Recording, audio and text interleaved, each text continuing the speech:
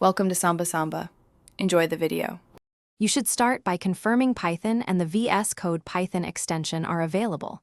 Once ready, open your project folder and launch the integrated terminal. Now create a virtual environment with Python mvenv. Venv so it's local to the project. This keeps dependencies isolated.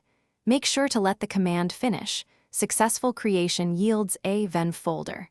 After that, move directly to selecting the interpreter in VS Code, so the editor knows where to run Python. Once the venv exists, activate it in the integrated terminal so packages install into that environment. On Mac OS or Linux, use source. venv/bin/activate on Windows use. venv/scripts/activate. PS1 in PowerShell or activate. bat in CMD. Make sure to open the terminal inside your workspace. After activation, the shell prompt will show the venv name. This confirms the environment is active. Then use the command palette and choose Python. Select You're almost done. Confirm activation by running Python version or which Python so you see the venv path and run piplist to check module scope.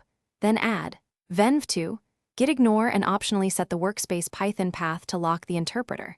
If something goes wrong, check common issues. PowerShell's execution policy may block activate. PS1, use set execution policy or run activate. bat in CMD, also make sure the venv folder exists and paths are correct before retrying.